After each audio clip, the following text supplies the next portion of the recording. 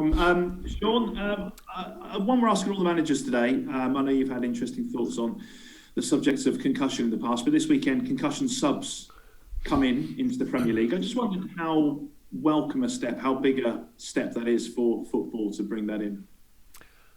Well, we don't know how welcome or needed it is yet. I think the scientists are still finding out the data, the possibilities, probabilities. The welfare of players, of course, is important, very important, and the future of the game, of course, on that side of things. I think we get more information over the next couple of days, so I'll find out more from the Premier League's point of view on how that's going to look, and then we'll see how we'll just work with the guidelines given to us. Something that's kind of cropped up in the discussion, I suppose, about heading in football and links to dementia and that kind of thing is heading in training. I just wonder, how much, if at all, do you focus on heading in training these days? And how has that changed in your career, obviously being the rugged centre-half that we remember playing? Well, that's wrong. I was more of the bring it out from the back, Glenn Hoddle type centre-half, but I understand your train of thought. Heading in the game in training is hardly at all, in fact. I think that's the cautious side of the idea of the welfare of players, and obviously there's been some really tough stories about dementia and the possible effects of heading the ball. Of course, I understand that, the seriousness of it. Equally, if you actually look at football now, you don't do that much head in practice. By the time these players are pretty formed, then they should have the skill set and the basic technical ability to head the ball. Of course, you'll have crossing sessions, defending sessions, but your brain almost leads you to think that the outside view is like you're doing that on a daily basis. You're not. A lot of the football played, a lot of the training shows, certainly our own, possession games, small-sided games. The ball is virtually hardly ever headed in them games. So I think that has to be just balanced in a little bit. I do think at the younger age groups, I've spoken freely about the use of sponge balls for technique, and then science will play its part as these young kids get older. Then I presume there's some science, I don't know the science, that suggests when a skull is formed in a better way to accept some blows, to use a better word, or want for a better word. Therefore, the idea of learning how to head the ball with the right technique from a young age, I would be surprised if a sponge ball can hurt you at a young age. I don't know, but I'd be surprised. And then the weight of the ball and the material of the ball can be adjusted as players get older if you are specifically learning how to head the ball. The reason I'm bringing that up, I'll be surprised if... Look, the change in the game has been radical in my view over the last 10 years, and the physicality in the game, definitely. So who knows? Maybe they're talking some point of the game eventually not having headers in it, but I can't see it. The game's been going for, 140 years, so I can't see that heading is going to stop in football. Monitoring it, of course. Welfare, of course, but stopping it, I doubt that's going to happen. So I think you work with it and then try and introduce new ways of working with it. That would be my opinion, but I don't know the true science behind it. But that would be a logical step to me. Looking ahead then to this weekend, last night you were unsure about the fitness of your players, particularly the missing ones. I just wonder, is the picture any clearer for you today? Do you know?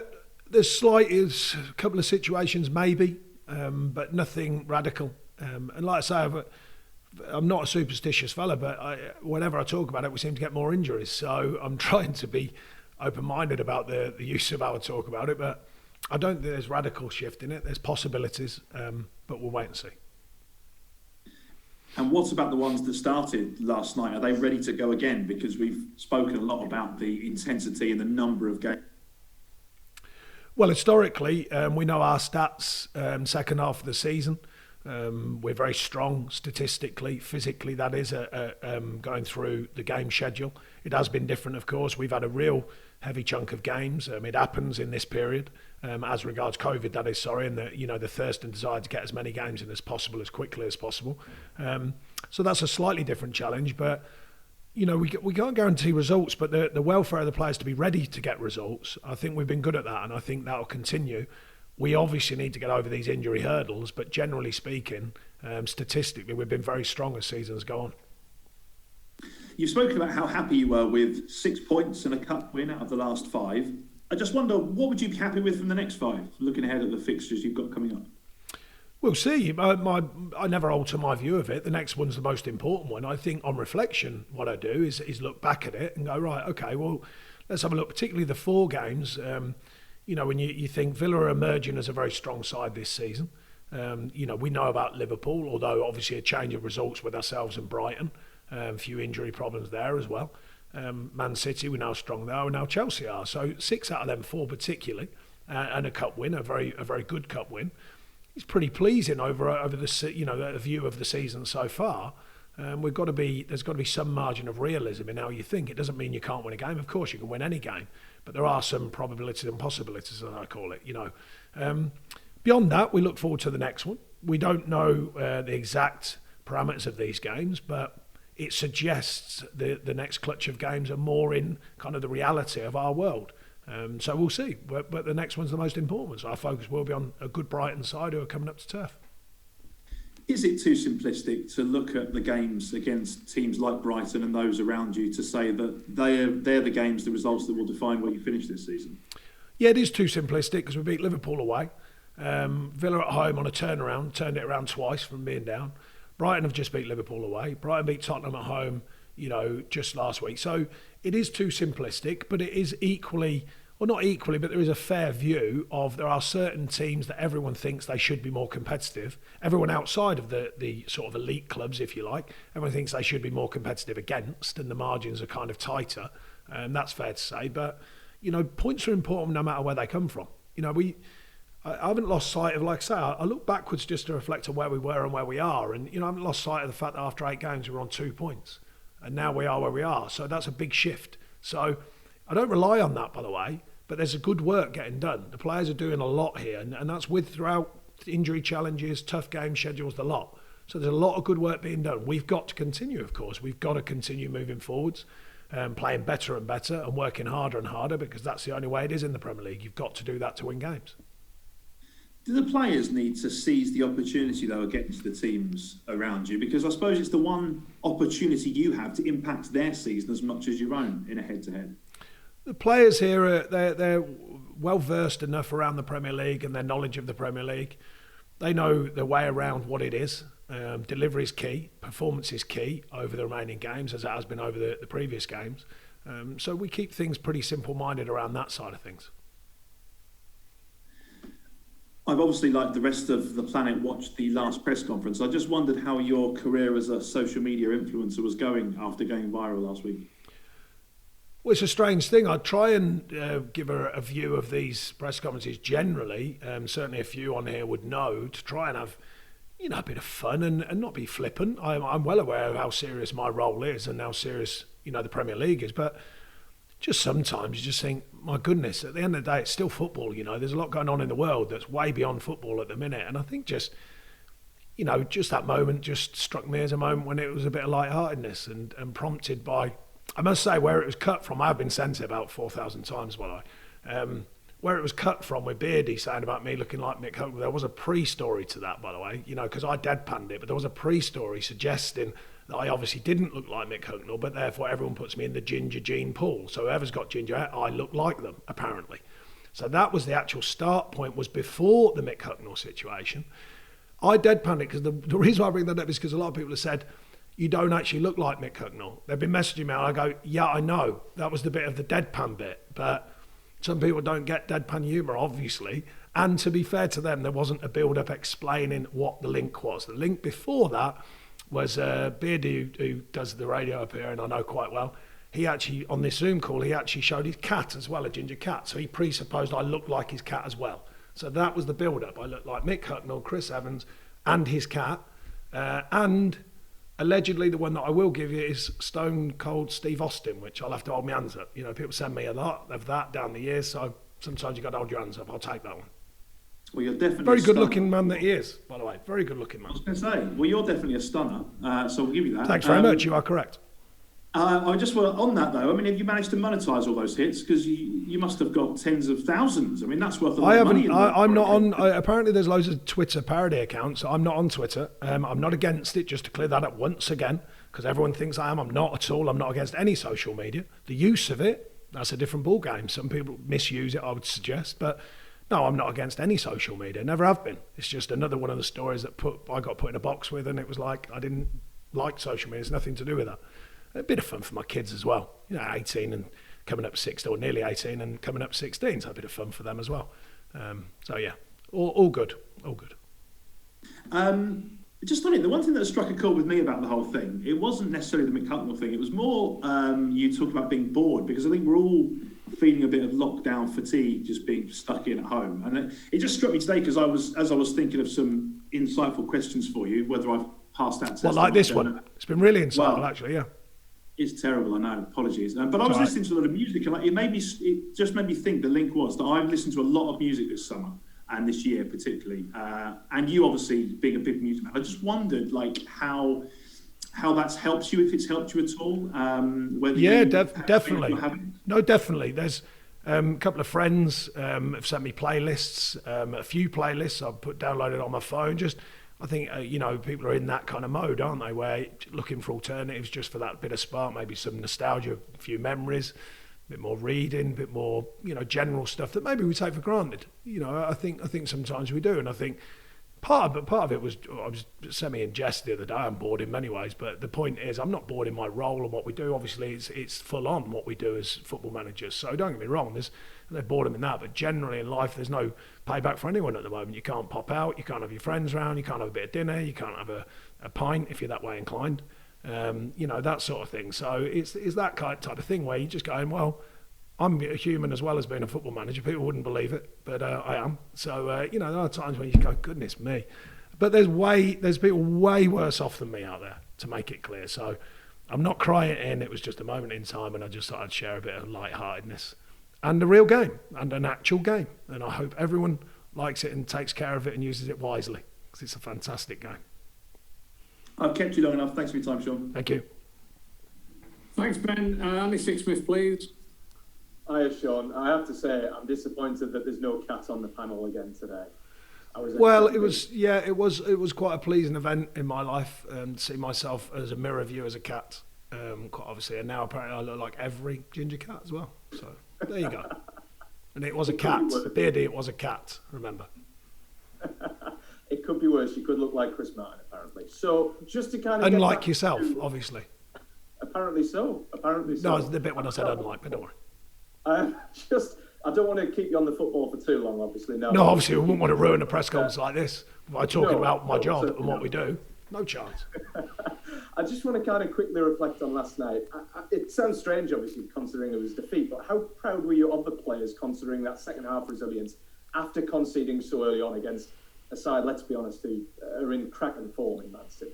Yeah, I'm never short of pride in the players, that's for sure. Win or lose, they give us a lot here, and they have done for many years. So proud is not a thing for just winning. Proud is what we do and what we look to achieve and how hard these players work. So that's a given in my world. But look, it's very difficult. We gave a soft goal early on in the game. That's tough enough when you play the big guns, and particularly Man City, the form they're in. They're top class. They're absolutely top class outfit, I think. On current form, the best, I think, in the league. But that doesn't win you a league. They've got to keep going as everyone else has. And then to go 2 down just for half-time is a real blow, and the game's getting away from you, but at least we contained what we could the second half, and that sounds easy. It's not easy, not when they're playing as freely as they were. And I think it sounds a bizarre thing. We got beat, well beat overall, no crying it about that, 2-0, but a strange 2-0 because we've played them and they've absolutely tore bits out of us, and scored way more goals and created way more chances. So I was pleased with that side of things. It sounds a silly thing, but to keep them down to sort of maybes at times, and not loads of golden chances. They had a couple, but trust me, they can make 10, 12, 13 out of their 25 or 26 chances. Will be golden chances. They didn't on the night, so I was pleased with that, pleased with the tactical shape of the side. And I said to them half time, and after the game actually, I said, look, we can actually learn from what we do against these sides, because you're not playing them every week, but there's a time when our things do work, what we do, as we did at Liverpool. They had a slightly off night and we played very well.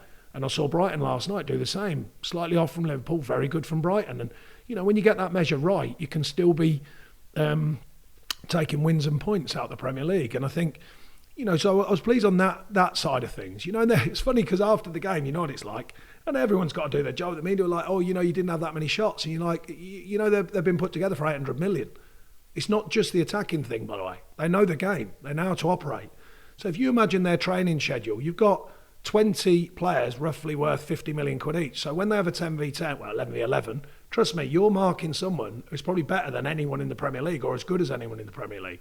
Just from a development point of view on a daily basis, that develops you. It's not just coaching, that just simply playing against better players all of the time, every day, will develop you. It subliminally develops you. Not stop, stand still coaching all the time, just from doing that every day. So when you come up against these sides, they're well-versed in pressing, they're well-versed in organisation, they play all these teams try and stop, and they play through Europe with all these teams to try and stop them. So they constantly are practicing how to break that down. So even before you get on the pitch, they're in a place where they know about your structure. So the reason, going back to your point, is when second half, we kind of get a hold of the game slightly through our structure. That's pleasing, more pleasing than people think, because that's not easy. That's my point. It's not easy to do that. We calmed it down, we calmed the game down, got a little foothold at times, only at times, and asked a few questions of them. That's good signs from a side like us, particularly with the injuries we've got. That's good sign from the players, and the young players particularly are with us at the moment. They'll learn from them things. So just, that's my manager's view of how these teams operate and the reality of it. So, having played Liverpool, beaten Liverpool at Anfield, having played Man City last night, have you, in your view, just played the champions? Would you say City have the edge over a side like Liverpool? No, it's not as simple as that. Whatever side you are, however much you spend, it's not easy to win titles. It's not easy to get promotions. It's not easy to win titles. It's not easy to win cups. There's a lot of myths about that. It's not easy. They're a top side, but they'll still have work to do. They know that. There's no way, in my mind, that Pep Guardiola and any of them players think they're just going to stroll through the rest of the Premier League. They're just not built like that. They know what it needs. They know what it takes. So they'll know they're going to have to keep playing really, really well to run away or to win the title even. And I think I don't think they're naive enough. In fact, I know they've no chance. They're naive enough to think because they're playing well, everything just works hand in glove. It doesn't work like that in football. And just focusing on Burnley, obviously, and the position that you find yourselves in. It always seems to me that whenever Burnley, even without a win in the first couple of months of the season, there doesn't seem to be the same level of concern amongst the public that Burnley could be relegated, as the sides like Brighton, Newcastle, if they go on a bad run, there's general concern that they could be relegated. How testament is that to the work that you and your staff have put in, but the players have put in as well over the last few years, the fact that you wouldn't be necessarily considered as contenders? I think there's I don't know all of the public view. I don't read public views and stuff like that, but I get the feeling from friends and family that I think there's always been an earthiness to what we do, and there's a reality, and I think people understand that. I think every year we go into the Premier League, I don't think there's fans, general fans, not just Burnley fans, but general fans who are thinking anything other than Burnley are probably going to have a tough season. So there's a sort of a reality to start the season. We're not a side. There's sides that come into the Premier League from, the Championship and spend £100 million. We've never done that. I don't think we've done that since I've been at the club. So it brings a different reality. Now, I'm not saying we want that in a way. I want to be in a position where people go, well, all right, then you've spent some money, you've got some good players, come on then, show us what you can do. It's just that we're not often in that position. So therefore, I just think there's a reality to it. I think people see it and go, do you know what, they're still... Whatever people say, there's a view that you're punching above your weight. There's a view that you have to work hard for everything. There's a view that, it could have a tough spell in your season and that can happen. But equally, there has been a growing view that they find a way. And I'm pleased to say we often do find a way. We don't take that for granted, but we do find a way of maximising what we do. And that's been finding this effective football that I talk about. It's not Brandist football. I'm not really bothered about that. I want a team that can win, and they want to win, by the way.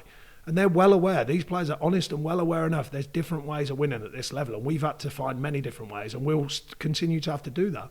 So, I don't know. Maybe there's just a view that it's every season a restart, as I call it, for Burnley Football Club, and there's probably going to be a few spells when it doesn't work to plan.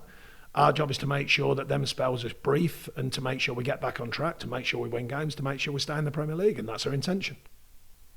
And just being on the other side, obviously, we're beating Liverpool. How would Brighton have felt this morning when they woke up? How much extra boost, how much extra confidence does that give ahead of the weekend clash? I just think they'll be delighted. A bit of noise around Liverpool. They're not quite on song, but you're not bothered about that. You still got to play well, which they did. I saw most of the game last night.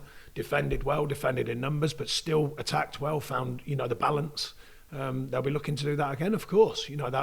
that's what every team's looking to do. You know, you want to defend well, but you've got to attack and you've got to be effective. So, but for sure, I think they're a good outfit. They're another team that spent a lot of money over the last 2.5 years. I think the manager's doing some good work. He's stuck to what he believes in there. He's changed his style as well. Yesterday, it wasn't rolling out from the back. They were playing a lot longer, long diags onto Dan Burn and stuff like that. You know, so he's willing to be flexible himself. And I think they had a tough spell, but they're coming through it. So, yeah, again, another good side. It makes for another good Premier League game and certainly another challenge for us. We're used to these challenges, so we'll be ready to take it on.